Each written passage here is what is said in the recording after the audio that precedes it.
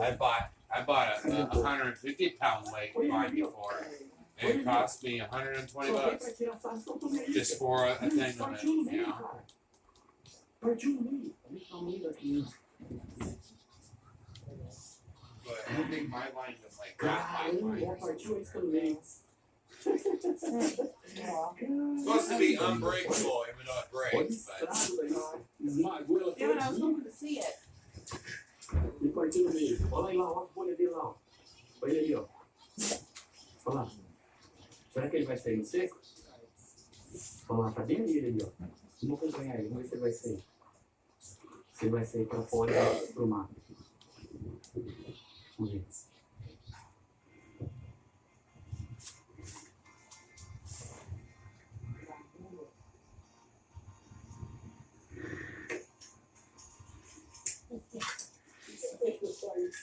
Galera, dá uma olhada aqui no que aconteceu com isso. Olha isso. Olha isso. Meu Deus do céu. Graças a Deus ele.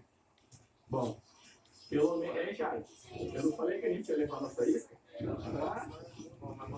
Né? Mas ele falou, não, então nós vamos dividir. Ele ficou com um pedacinho. Anderson concluded his video with a sense of accomplishment despite the frightening encounter. He reflected, grateful to have survived the ordeal unharmed. Although our fisherman completed his trip safely, one unsettling question remained. What exactly was that massive creature? Was it an alligator or crocodile, as he seemed to suggest, or perhaps some other massive aquatic predator? The mystery of that encounter remains partially unsolved, though the bubbles and behavior suggest it was likely a large reptilian predator. Spirits might be unsettling, but at least they can't cause physical harm. Wild animals, on the other hand, can be far more dangerous, especially apex predators in their natural habitat. Fortunately, our fisherman didn't have to learn that the hard way. His steady nerves and cautious approach ensured he remained safe throughout the encounter. One thing's for sure, he'll probably think twice before fishing alone in those waters again. The ocean has always been a place of wonder, but it's also a place of terror. Out beyond the safety of shorelines and breakwaters lies a different world, one ruled by wind, water, and time. There are no straight roads out here, no warning signs, just endless motion and the unshakable truth that the sea plays by its own rules. For centuries, sailors have looked to the ocean with both admiration and fear. It offers freedom like nowhere else. Vast horizons, the rhythm of the waves, and the silence of isolation. But that freedom comes with a cost.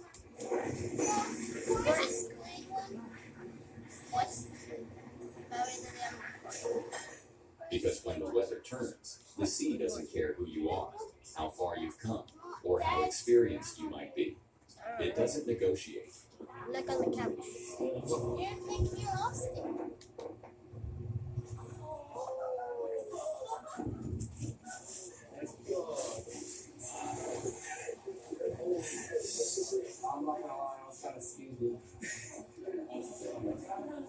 Most modern ships are built to withstand that reality. Giant freighters, commercial tankers, military vessels, they're constructed with steel hulls and reinforced decks, engineered to power through storms that would tear smaller boats apart.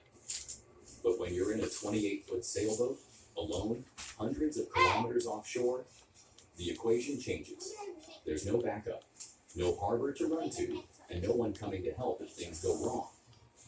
That's the reality faced by a solo sailor in November of 2017. Somewhere between New Caledonia and the Australian coast, he found himself in the middle of a violent offshore storm. He had been sailing Fathom, his Vancouver 28, as part of a solo circumnavigation around the world. By then, he had already seen his share of rough seas, but nothing quite like this.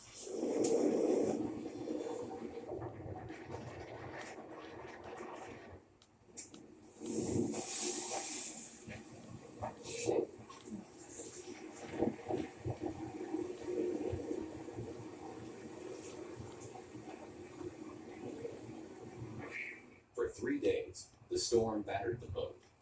Winds howled.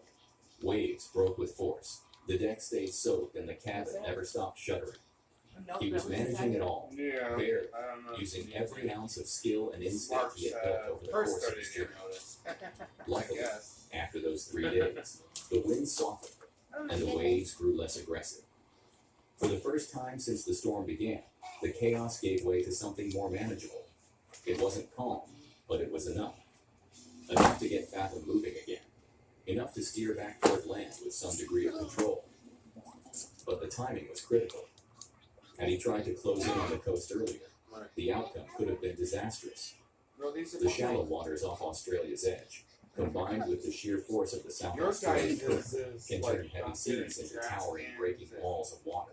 stuff like that. In conditions like that, there's no room for error. Another solo sailor, caught in the same weather system, needed to be rescued after attempting landfall too early. It's the kind of detail that sticks with you.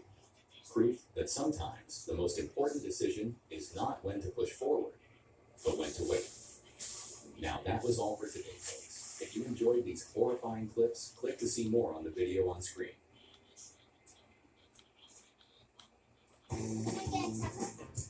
Huh? I'm not. File your taxes 100% free in the app. If you didn't file with us last year, just file with Turn.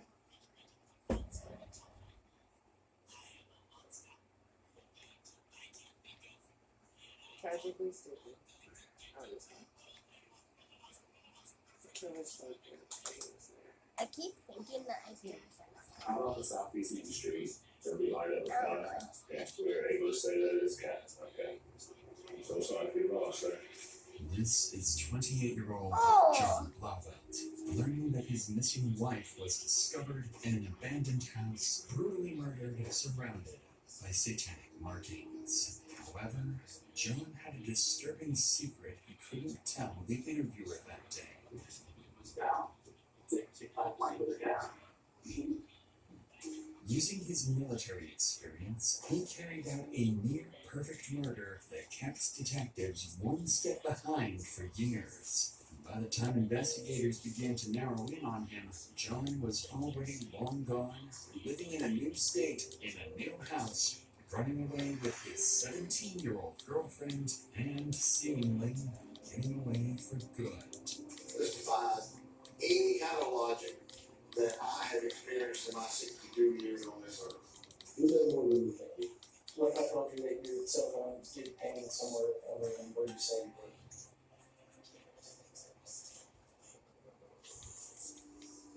It's 2:15 p.m. on October 24th, 2016. 22-year-old Katie Blauvelt is captured on CCTV inside her workplace. Her shift is soon coming to an end, and she's planning to meet her mother at 3 p.m. that same day. She leaves, calls her mother, and takes a selfie, unaware it's the last photo she ever takes. Not long after, her phone pings a location for the last time, and Katie disappears without a trace. 5 hours pass by. It's now 7 p.m., and Katie never arrived for dinner with her mother. Worried, the mother and other family members try calling her multiple times, but her phone has no signal. At 7:48 p.m., Katie's mother reports her missing.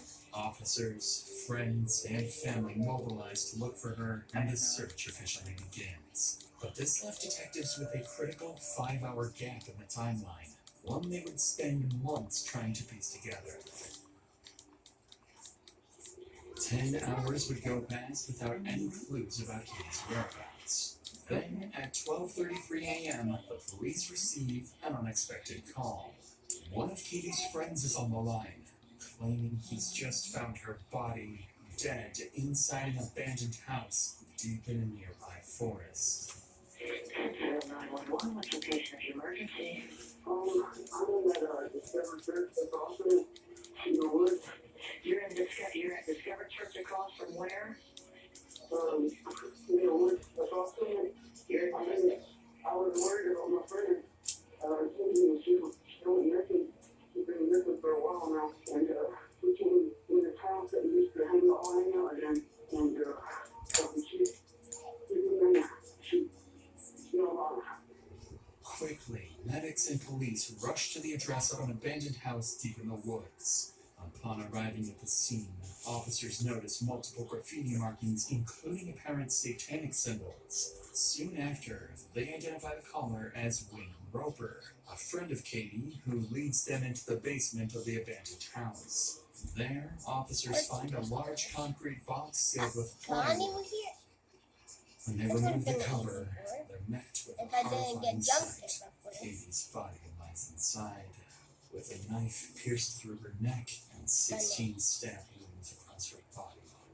A lack of struggle in the state of her clothing, with her shirt pulled up and her lower clothes missing, suggested a sexually motivated killing. All of these details point detectives straight to Wayne as their first potential suspect. But what they don't realize is that this is exactly what the killer wants them to think. Every detail of the scene has been arranged to send them chasing the wrong lead. Without realizing it, detectives have walked straight into the killer's setup. As the night went on, forensics revealed chilling details. Katie's body had been dragged to the basement, and her phone was found submerged in water to destroy it. Wayne is detained and brought in for questioning. At the moment, detectives believe they have their killer, and they're ready to push for a confession. Wayne, I'm sorry to keep you waiting, brother. Okay. What's your name, pal? Franklin Wayne Rutherford. Sorry, Franklin Wayne Rutherford. You're about Franklin or Wayne? You're not free. I don't know who At did this that. point, Wayne believes he's been brought in to be questioned as a witness after the I don't know heartbreaking who did discovery, unaware that detectives are already convinced about his involvement in the I murder, and don't know. any statement he makes might be used against him. I think you know why you're here, right? Okay. Tell me how did you meet Katie? Just from the time you met her, how much your relationship was, and leading up until, 11:30 or so last night, okay? I first met her, we were friends at first, and then we dated for like a month or so, and that's whenever I moved to Liberty with my dad. Huh? And we stayed in contact for a little bit, and then once I left my dad's and living with gone, we lost contact. Detectives begin the interview by learning that Wayne and Katie were once together, but quickly, Wayne reveals something that would immediately put suspicion onto his name. Maybe a year later, that Katie got married to John Waldo, and then one night, she came and hung out with us with John. It was the first time I've seen her since I moved. And since then, John offered me to live in with him, a roommate, being $200 a week. And I took it up, it was a good deal. So you live with her or husband? Yeah, it was. When was this? You know that story? It was before June this year. As Wayne explains that he once dated Katie and later lived with her and her husband, detectives gain another reason to suspect him: jealousy. And just as everything appears to be moving in the perfect direction for the real killer and his carefully constructed plan, Wayne makes a claim that complicates the investigation and may just be enough to ruin the killer's plan. Living there, everything was like going okay, and then they started having arguments because of me, because she used to talk about me before, and she told me that he was jealous of me, and their arguments started getting worse, and that was whenever he got drunk one night, and he cussed her out, and he had her in the bathroom. They were just pretty much just screaming at each other. And from there, she ended up moving back with her mom, I think. When did you and Katie, when you were living with John and Katie, were you all being intimate with each other? It was one of these. And John was there or not there? Yeah, it was a threesome thing. And how did that come Oh wait, I about? forgot alphabet. gobbledygook and he was drunk and real sure I did it. Like after that, like he changed. If true, Wayne's claims about John's violent behavior could shift suspicion towards him. But despite Wayne's accusations, something still doesn't add up. His story, with its inconsistencies and gaps, keeps raising suspicions. Because prior to this interrogation, detectives learned that on the day of Katie's death, Wayne arrived late to work and he admits to walking near the abandoned house around the time Katie disappeared. More importantly, while at work, Wayne was aware that Katie might be inside that very house. Yet despite that suspicion, he never alerted authorities. Instead, he waited until the end of the day, went there himself, and only then called the police. All of this places Wayne squarely in the crosshairs of investigators, and unknowingly pushes them further into the real killer's trap. Because in the next few minutes, the interview will take a terrifying turn as detectives unknowingly edge closer to forcing an innocent man into confession to a brutal murder You're gonna help that he me find never those sneak committed. peeks. But before we get to that, recently I've been dealing with these headaches for 3 weeks straight, and I kept pushing off seeing a doctor because I've always struggled to find one that works for me and my insurance. That's where I used ZocDoc, the sponsor of today's video.